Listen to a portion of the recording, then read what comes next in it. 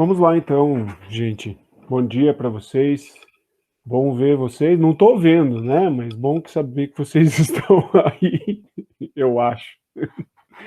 Vamos lá. Ô, galera, vocês viram o convitezinho que eu mandei?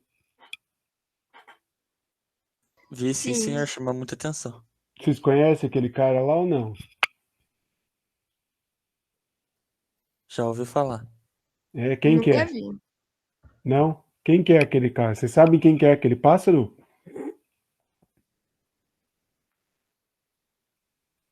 Não? Sim? Respondam?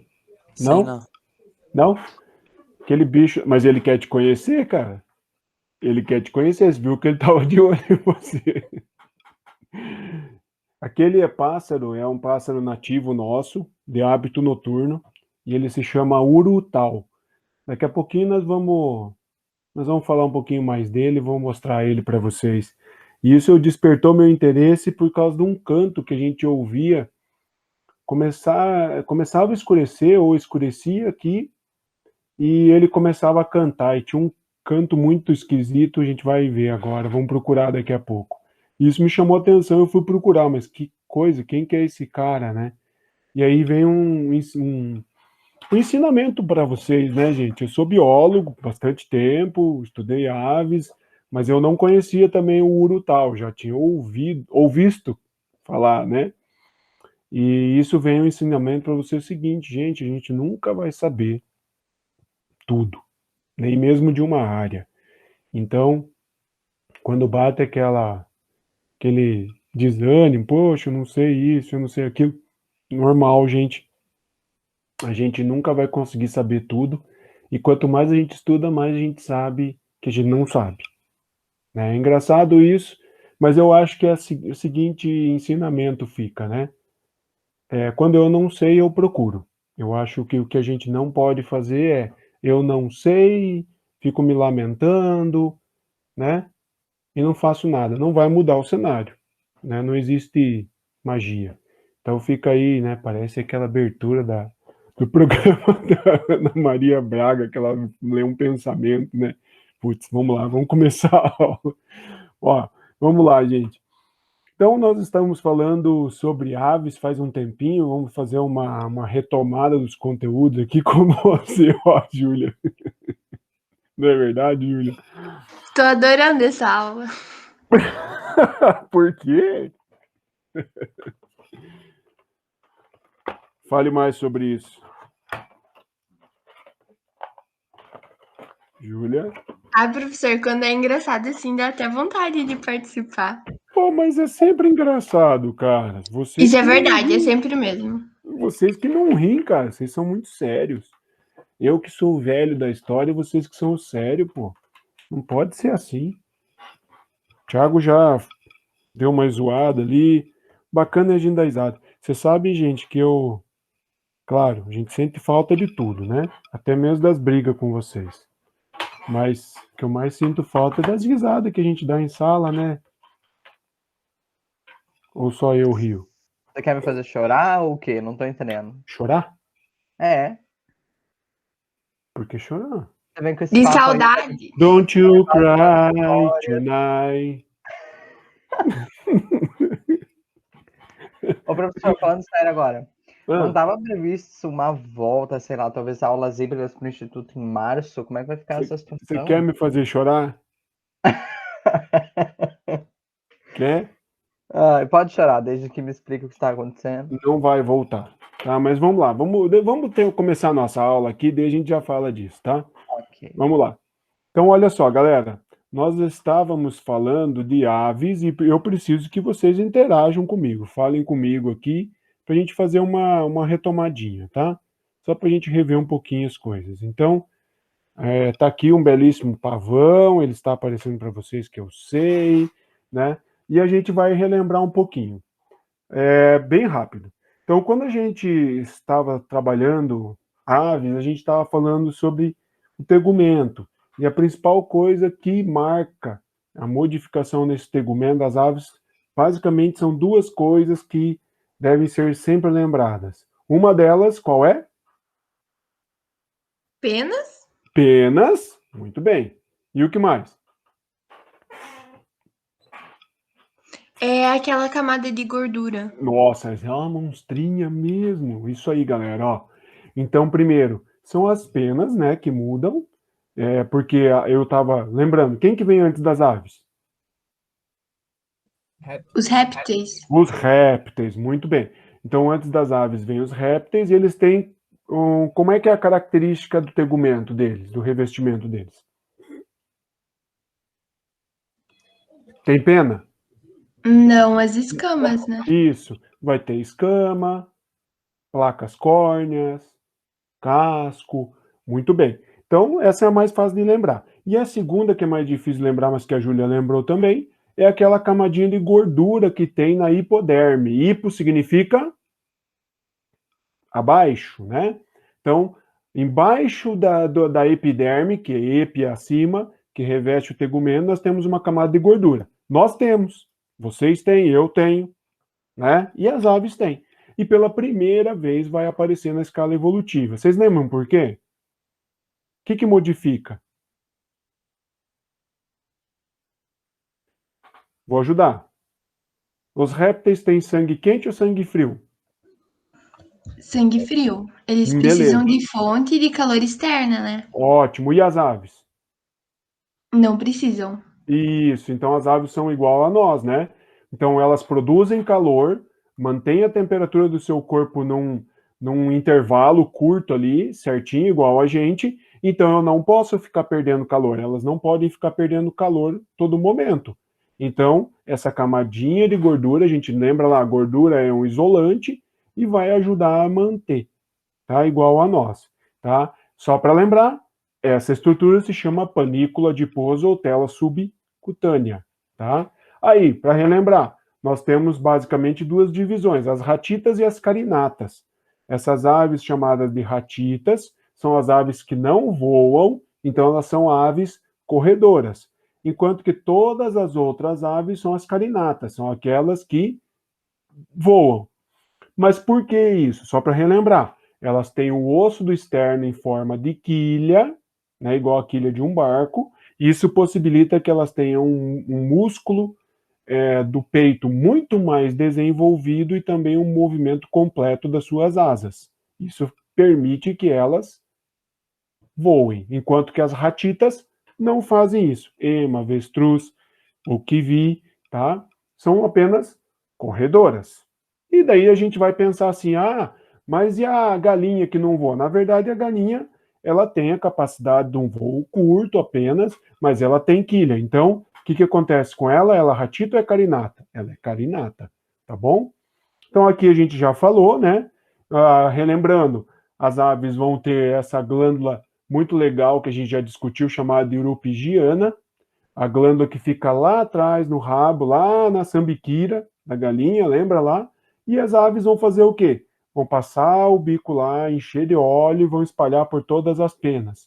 Vão arrumar essas penas e vão impermeabilizar, né? Porque você tem que imaginar assim, dia de chuva, a ave se molha, ela consegue voar? Consegue. A pena não fica encharcada de água, a água cai e escorre. Uma ave aquática, como o mergulhão, por exemplo, ele mergulha, pesca, se alimenta, volta e quando ele quer sair, ele pega e alça voo. Mas ela não pode ficar molhada, senão ela não vai conseguir fazer isso. Outra coisa bastante interessante que a gente falou é a quantidade de queratina. Lembrando que as penas são feitas de queratina, lembrando que os pelos são feitos de queratina, unha, casco, garra, escama. A ave tem escama? Tem no pé. Muito bem, isso aí, tá? Então, só para a gente relembrar. Galera, qualquer dúvida, tá? Por favor, não tem problema nenhum aqui, a gente para e explica tudo de novo, tá bom? Vamos lá, então. Então, daí a gente viu as penas. Para que serve? Voo, controle de temperatura, reprodução. São feitas do quê? São feitas de queratina, ok? E daí tem a proteína, que vai dar coloração. Belíssimas penas, né? A gente já vai ver daqui a pouco uns videozinhos que eu acho muito bacana. Vamos lá. Aqui a gente falou sobre em homenagem ao Pedro ali, né? O seu avatar, o seu bonequinho ali, a sua fotografia, né?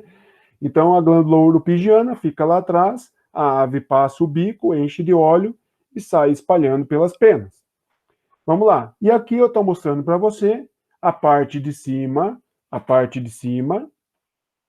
aqui, a epiderme, acima, e a parte de baixo, está mostrando aqui para você, a hipo, porque hipo significa abaixo. Então, a parte de cima, altamente queratinizado, tá? Onde nós vamos ter vascularização, e a parte de baixo, onde eu tenho algumas estruturas nervosas, a gente vai falar de sistema nervoso daqui a pouco, glândulas, e nós vamos ter aqui, ó, essas bolinhas amarelas estão representando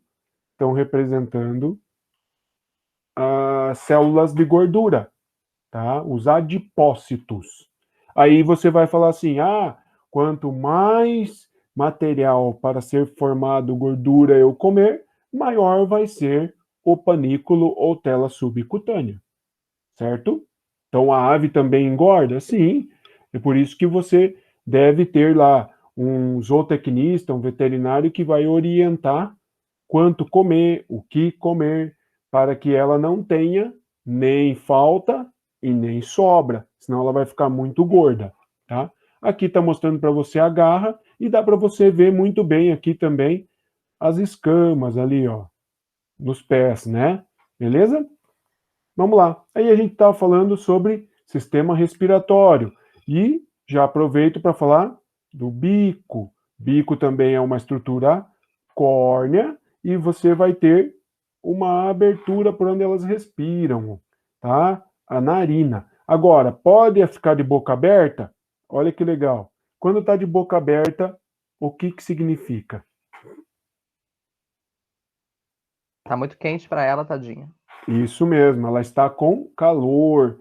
Tanto as aves quanto os cachorros têm esse costume de, quando está muito calor, ficar de boca aberta para perder calor. Tá? Para perder calor. Por isso o cachorro fica lá com a boca aberta, a língua para fora, tentando se desfazer do calor ali. Está muito quente para ele, tá? E daí no bico a gente fala de uma coisa bastante interessante, e esse bico também serviu de base de observação de Charles Darwin para formular a famosa teoria da evolução e adaptação. E aqui você vai ver que tem um monte de tipos de bico. E isso tudo é dependendo do tipo de alimentação. Então, depende do tipo de alimentação, eu preciso de um tipo de bico ou de outro tipo de bico. A gente sempre lembra do pica-pau, né? Esse pica-pau aqui, o que ele faz? Ele faz os buracos no tronco e coloca a sua língua lá dentro para pegar a larva que está lá. Tá? Ele consegue localizar a larva dentro de um tronco. Tá? Olha o sistema nervoso, quanto evoluído ele é. Ok? E daí a gente falou também do sistema digestório, onde a gente vai relembrar lá, ó, boca com o bico, né? Aí o esôfago, que igual o nosso também tem ali uma comunicação com a traqueia, o esôfago, aí o esôfago a gente vai ter o papo, onde armazena alimento, depois nós vamos ter a moela, o intestino e a cloaca, ok? Sistema digestório. Aí eu quero que você grave o seguinte, a cloaca ela vai ter uma ligação com uma estrutura chamada de oviduto. O que será que é esse oviduto, galera? Onde se forma o ovo? Nossa, olha aí, ó. O ovo, galera. Então, muito fácil, grava isso aí, que vai ficar mais fácil para a gente falar daqui a pouco, tá? Então, a gente tem que usar sempre as palavras, né, galera? O que indica para mim. E daí a gente fala o seguinte: qual é a grande diferença? É a cloaca. Mas primeiro, isso sempre aparece em questões, é um troço bem simplesinho, o sistema digestório, ele é do tipo completo. Aonde eu vou ter o quê? Boca e cloaca, não ânus, tá? E daí eu faço vocês lembrarem, muito fácil, a cloaca é o buraco mais útil do mundo, né? Aquela brincadeira para vocês não esquecerem. Por quê? Faz tudo por aí. Isso, faz tudo por aqui. Excreta, faz fezes e reproduz Ainda bota ovo. e bota ovo. Muito bem. E bota ovo. Muito bom. Então, essa é a diferença. Quando a gente fala em anos, o que, que o anos faz? Não fale em besteira. Ele só elimina as fezes mesmo. Só elimina as fezes mesmo. Vamos passar para outro slide antes que alguém resolva falar mais alguma coisa. O sistema circulatório.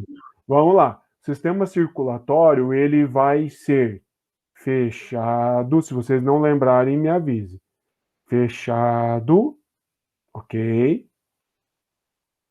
Completo e duplo. Lembram de tudo ou não? Sim. Alguém não lembra, daí eu repito. Alô? Eu não lembro do duplo. Então vamos lá. O duplo significa o quê? Que eu tenho uma circulação sistêmica e outra circulação pulmonar, Otávio. Então, olha lá, ó. Eu tenho a pequena circulação que sai do coração e vai para o pulmão e volta para o coração. Então, tá aqui, ó. Isso aqui que eu estou marcando, ó. Sai aqui. Vai apagar tudo agora. Vem até aqui, pulmão, faz a troca gasosa e volta para o coração. Ok? E daí nós temos a sistêmica, que é a corporal, que ela sai do coração pelo lado esquerdo, vai para o corpo todo e retorna para o lado direito do coração. Ok? Sim ou não? Obrigado. Tá bom. Quantas cavidades tem esse coração? 4? Muito bom. O coração é tetracávico. Ok? Muito bom. E daí você sabe a diferença para os mamíferos? É Não? aquela. Eu não vou lembrar o nome, professor, mas é aquele negócio que tá dividindo o coração ali no meio. As aves podem. Pode falar. Eu acho, né?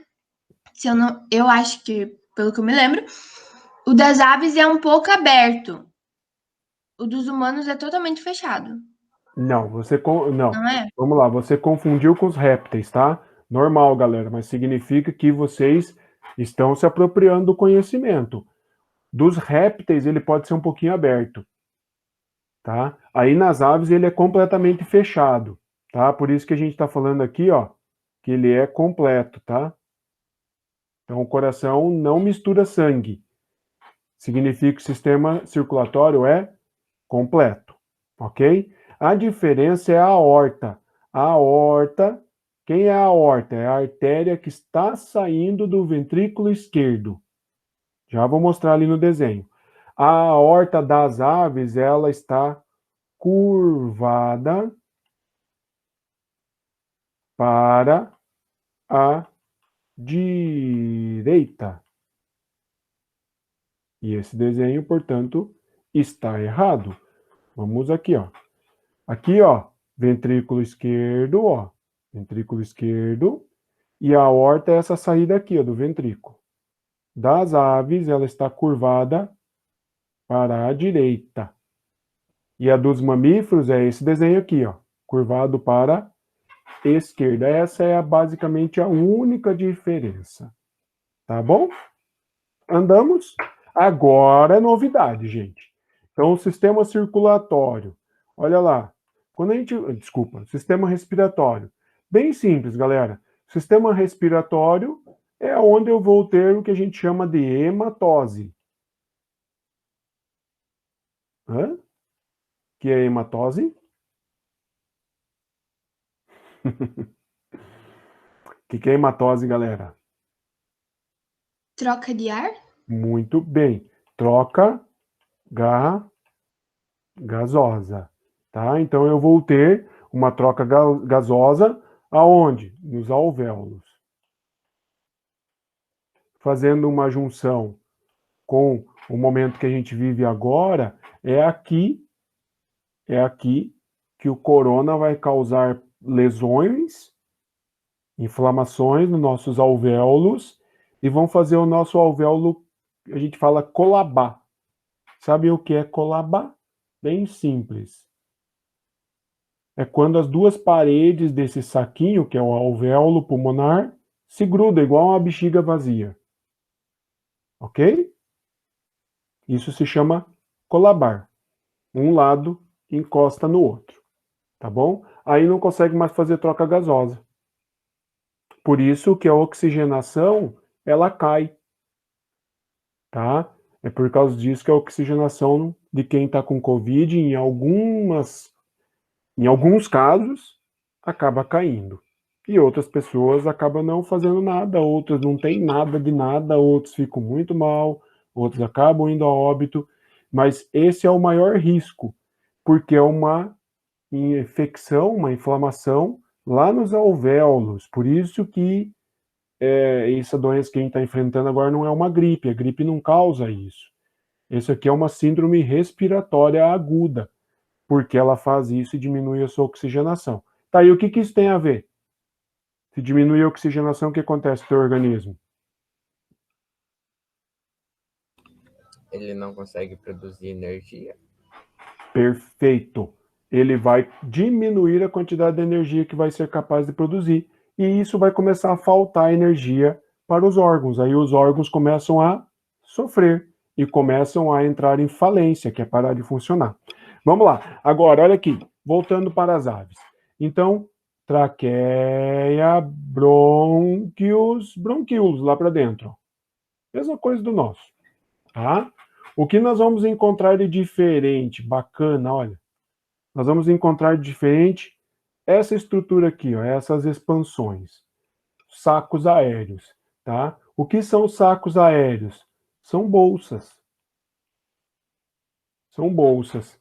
Então, além do pulmão, o pulmão faz comunicação com os sacos aéreos. Por que isso é importante? Porque quanto maior a superfície de contato do ar com os nossos tecidos, maior vai ser a capacidade de fazer troca. A outra coisa, então, vamos lá, essas bolsas, sacos aéreos, eles vão aumentar as trocas gasosas. 1. 2. Armazena ar. Ora, parece que a Dilma estava correta. Só ela esqueceu de citar as aves. Só isso. Se ela tivesse falado com a gente ia falar, ó, você fala de armazenar ar e fala dos sacos aéreos das aves. Te garanto que 80, 90% do plenário que estava lá criticando ela ia babar e tremer que não sabe o que é isso, né? E beleza, ela ia se sair muito bem no discurso. Vamos lá, gente. Então, armazenar ar. O que as aves fazem? Elas armazenam ar nessas bolsinhas, principalmente para usar quando? O que vocês acham? Em caso falte ar na atmosfera, né?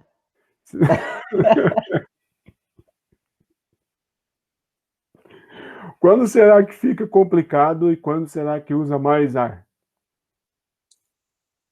Durante o voo, talvez? Muito bom, monstro. Professor, eu tenho uma Oi. pergunta. Durante o voo, No pode falar. caso, os pinguins, eles passam muito tempo embaixo da água, né? Uhum. As bolsinhas deles são maior? Muito bem, tá? Eles vão ter umas bolsinhas bem desenvolvidas também. Isso aí, galera, muito bom. E viu, e que louco isso, né, galera? Vamos falar a verdade, né? Ave voa, pinguim nada. Aí vem aquela pergunta, né? Aparece aquele balãozinho. Pinguim é uma ave? Sim. É uma ave, né? E as penas? Eles têm peninhas na cabeça, não tem? E tudo eles têm. Pode ter maior, mas O que eles têm que recobre o corpo são penugenzinhas, são penas, processo adaptativo, né, gente? Evolução, seleção por um ambiente diferente, né? Ok? Vamos lá. Galera, na última aula nossa, então, eu também lancei um negócio aqui para vocês. Eu não sei se vocês viram, não sei se pesquisaram, mas eu gostaria de saber o que é seringe. Não é seringa, não, viu? Já ouviram falar em seringe? Nunca ouvi Não. falar. Mas já está aqui, ó. Ó, Hum. no slide já está dizendo o que é. A seringe é uma estrutura, a gente fala que é uma caixa de ressonância. Caixa de ressonância. E ela serve para quê? Para o canto. E também você vai encontrar alguns livros falando de vocalização. Essa estrutura ligada ao sistema respiratório é extremamente importante. Então está mostrando aqui, ó, para você, ó, é uma caixa de ressonância e uma estrutura que o ar vai passar e essas aves vão adquirir habilidades para formular o seu canto, que fica aqui na traqueia das aves, tá? Ó, veja que você tem um centro sensorial motor que vai promover essa movimentação dos músculos igualzinho, gente, as nossas cordas vocais. Agora eu vou fazer vocês pensarem um pouco uma coisa que eu fico sempre muito surpreso, impressionado, na verdade. Estamos aqui falando, a gente consegue vocalizar e é uma caixa de ressonância, ou seja, eu controlo a passagem de ar, eu fecho um pouco mais, eu abro um pouco, isso eu consigo vocalizar. Isso é muito louco, gente. É um ponto de evolução muito considerável e, para mim, muito impressionante. A gente conseguir fazer isso. Né? Olha quantos sons nós somos capazes de fazer. Né? E as aves também. Tá? Agora, vamos fazer o Bruno, seguinte. Oi. os papagaios têm essa mesma seringe ou eles têm alguma coisa um pouco mais, sabe como é, aprimorada? Afinal de contas, eles repetem palavras. Isso, não seria a seringe mais aprimorado, mas sim o seu sistema nervoso. A capacidade de aprender e imitar sons. É a capacidade que o seu sistema nervoso central tem de fazer isso, de controlar isso. Tá? É impressionante. Impressionante. Eu acho, pelo menos. É? Sim ou não? Cara, é muito chique. Eu já tive várias conversas com papagaios por aí. É muito legal mesmo, né, cara? É impressionante quanto eles conseguem vocalizar. Vamos lá. Sistema excretor. Então, galera, aqui está mostrando para você. Não são os rins, tá? São os testículos, em amarelinho ali. O epidídimo, a gente já vai falar mais sobre isso. E aqui atrás, em marrom meio avermelhado, que nós vamos ter os rins. O que vai acontecer? O rim, o que ele faz? Filtra o sangue. Muito bem. O rim vai filtra o sangue. Muito bem. Então, os rins vão filtrar o sangue, retirar aquilo que está em excesso, né? E transformar isso na urina. Igualzinho em nós. Qual é a grande diferença? Ó, vocês vão ver que sai do rim, você vai ter os ureteres, que eu estou marcando aqui, igualzinho na gente. Só que esses ureteres, olha aqui, aí vem a explicação para quem tem ave aí, né? Vem a explicação por que toda hora está saindo alguma coisa da cloaca desses bichos, né? Olha só, o rim filtra o sangue, forma a urina desce pelo ureter e cai aonde? Diretamente na cloaca. Diretamente. Diretamente na cloaca. E da cloaca vai para onde? Pra fora, né? Para a sua cabeça, para o seu ombro, para o seu pé. É isso Exato. mesmo, tá? Então, não tem bexiga. Então, cuidado lá, ó. Sem bexiga. Por quê?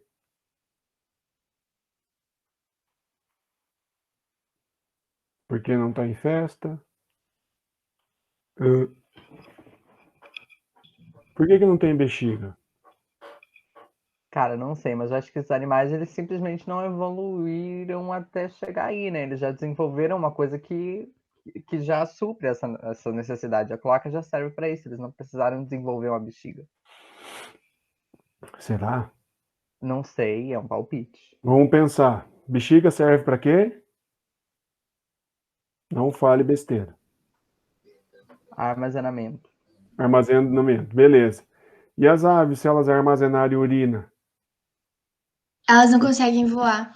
Elas vão ficar muito pesadas. Isso aí, galera. Muito Nossa, que bem. legal. Então, as aves não têm bexiga, porque se tiver bexiga, iria armazenar urina. Se armazenasse urina, ia ficar pesado, ia ficar difícil o voo, certo? Aí você tem que fazer o seguinte: você tem que pensar na evolução. Será que já existiram aves com bexiga?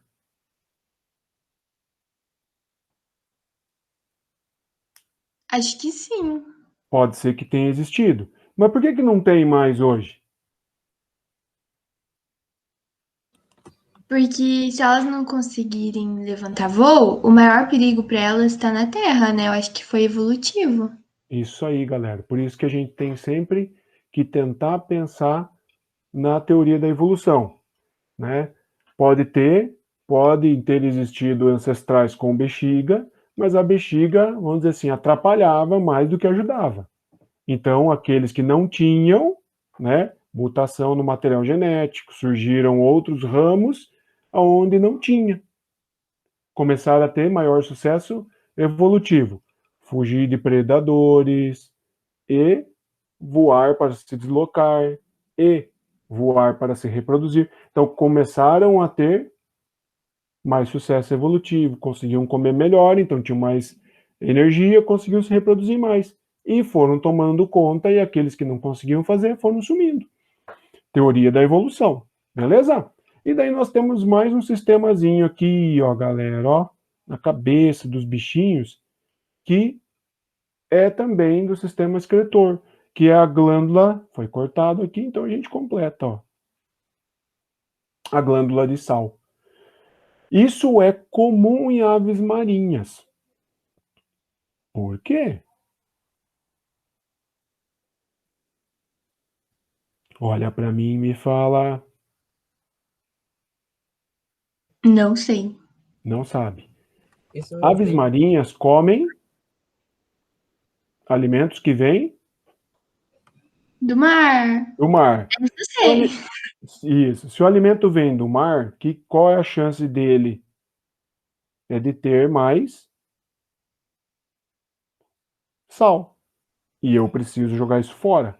Então, essas aves têm um pequeno sistema de filtragem ou de retenção de sais. E tem uma abertura do bico. Ó. Então, filtram, retiram os sais dos líquidos e do sangue e já mandam embora. Isso é uma adaptação para essas aves marinhas porque acabam comendo alimento com muito sal. Ok? Vamos lá. Mas eu quero mostrar outra coisa. Que horas são, por favor, gente? 9h54. Tá. Então vamos mostrar outra coisa para não ficar muito chato.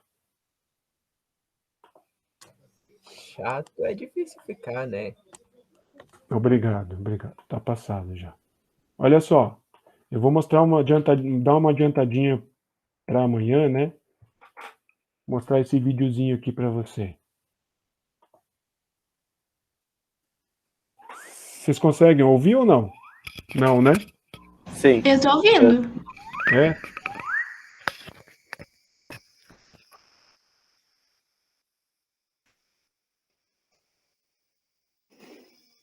O que ele tá fazendo? Atraindo fêmea. Lazarento, né?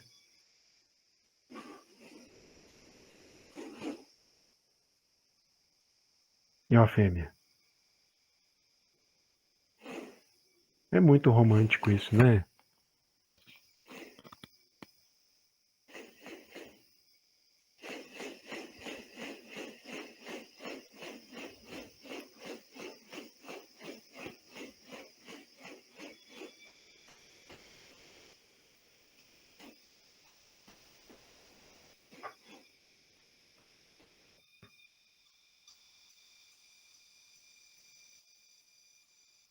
Agora ele fingiu, tipo assim, eu não tô nem aí pra você. Vamos ver se passa aqui o canto que eu quero, que é do Urutau. Vocês conseguem ouvir, gente? Sim. Sim?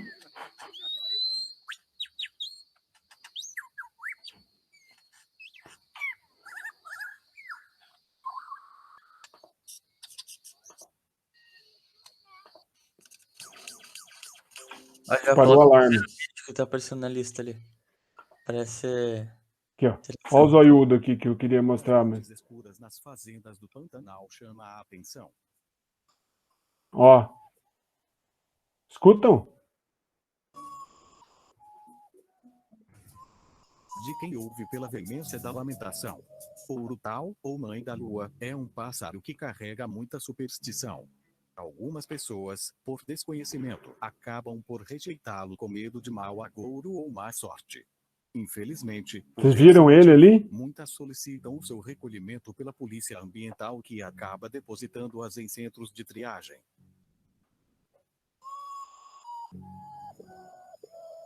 Mas as lendas vão muito além da mera sorte. O nome Urutau é tupi e significa ave fantasma. Há uma crença na Amazônia de que as penas da cauda do Urutau protegeriam a castidade. Por isso, a mãe varre debaixo das redes das meninas com uma vassoura confeccionada com estas penas. Mãe da Lua possui uma adaptação única em aves, chamada de olho mágico. São duas fendas na pálpebra superior, as quais permitem que fique imóvel por longos períodos, observando os arredores, mesmo de olhos fechados. Mede entre 33 e 38 centímetros de comprimento e pesam entre 145 e 202 gramas. Alimenta-se de insetos noturnos, em especial de grandes mariposas, cupins e Olha o tamanho da os boca quais dele. caça em voo. Reprodução. Põe um ovo em cavidades de tocos ou galhos, a poucos metros acima do solo, incubando por cerca de 33 dias. O filhote permanece no ninho em torno de 7 semanas. Tá, mas não era isso que eu queria. Já passou o que eu queria. Aí, à noite, aqui em casa, começava a escurecer aqui e esse canto começava. Aí fala, mas caramba, parece uma criança chorando. E pá, começamos a prestar atenção. Aí eu entrei na internet e fui procurar cantos de aves noturnas, né? Só cantava à noite. Aí eu achei esse urutau. Agora não sei, acho que ele já se reproduziu e foi embora, porque não tem mais o canto. Mas a impressão que dava é que era uma criança chorando. Por isso que ela que tem ali o canto, o conto falando que é a ave amaldiçoada e tal. E vocês viram a superstição que a mãe faz uma vassoura da cauda do urutau para varrer embaixo da rede das meninas. Vocês viram? Escutaram isso? Sim. Imagina o coitadinho do pássaro sendo depenado. Por isso que ele fica com o olho daquele jeito. Desculpa, não consegui segurar. Gente, então assim foi só para a gente brincar um pouquinho no final. Mas uma coisa interessante, vocês viram o tamanho que é a boca do pássaro? Muito grande. Nossa, enorme. Por que que é desse jeito?